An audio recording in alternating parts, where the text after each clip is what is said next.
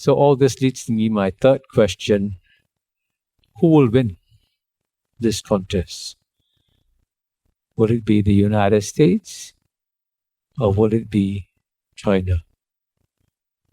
And if I wanted to be very mischievous, I would actually ask you all to raise your hands. But I won't. I won't be mischievous. Because I've done this so many times. I know that when I give this speech to an American audience, and I go frequently to the United States. I was a visiting scholar at UPenn earlier this year. I'll be going to Harvard later this year. You can tell, for many Americans, the question doesn't even arise. Of course, if it's going to be a contest between the United States and China, United States will win. What's the question, right? It's inconceivable that China could even win this contest.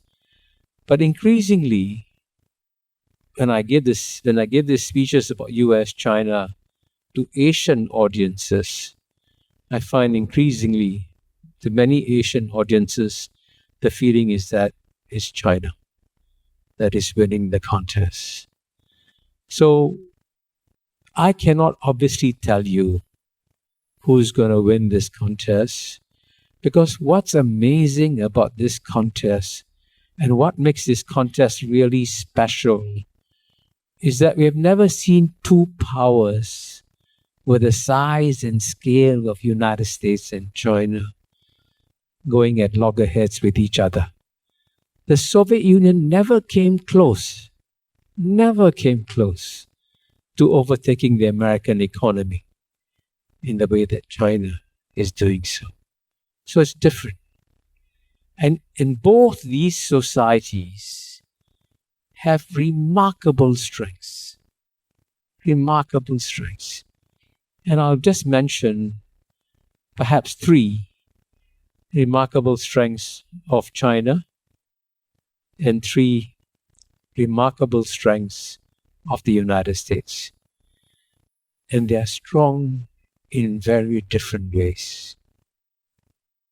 In the case of China, if I had to list three remarkable strengths, the first one I would mention, which is an obvious one, that it represents the world's oldest continuous civilization.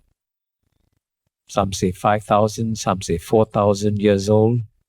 But there's no question that China is the world's oldest continuous civilization.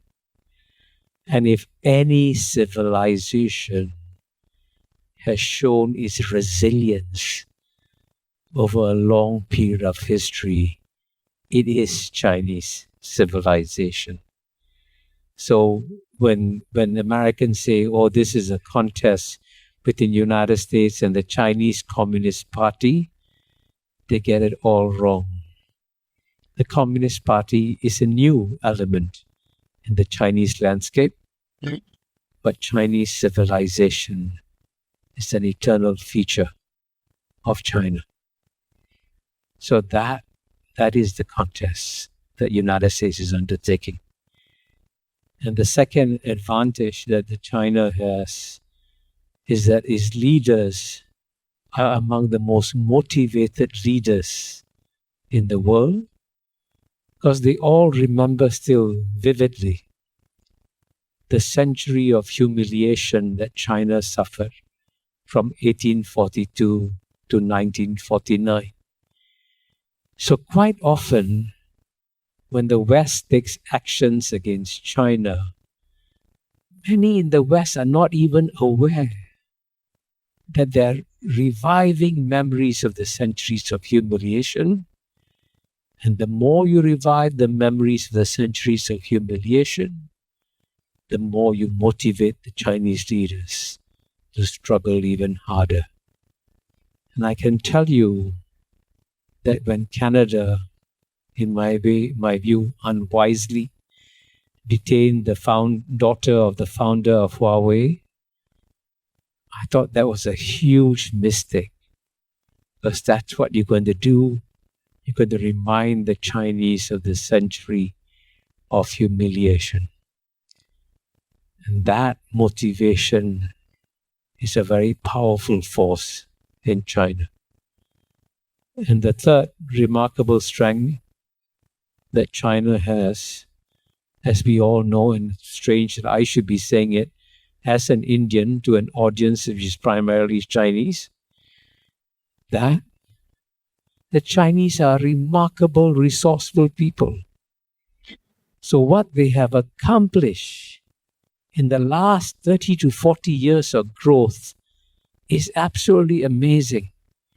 Now, as you know, right now, as you and I speak, there's a consensus in the Anglo-Saxon media that the China growth story has peaked. China cannot grow anymore. That is being bogged down by the real estate crisis, dampened business sentiments, lack of foreign investment. China growth story is over. And you know, anyone who has any sense of history will say that you just cannot switch off the energy of 1.4 billion people after the energy has been ignited. Even if the Chinese economy slows down for a few years, and it may slow down for a few years, its long-term growth trajectory is real. So I don't believe that the China growth story is over. So these are the forces driving China. Now, at the same time, the United States also is a remarkable society. And it is still the most successful society since human history began.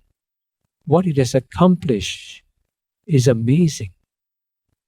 And but the interesting thing is that it does so in ways that are very different from China.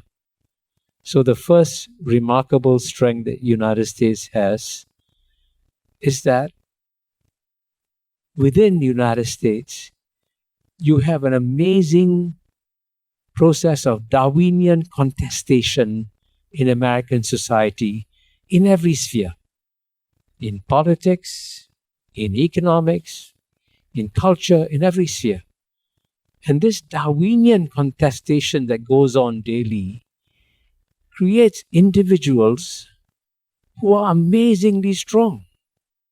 And that's why the United States can constantly create world-beating corporations, because it's a result of individuals constantly contesting each other.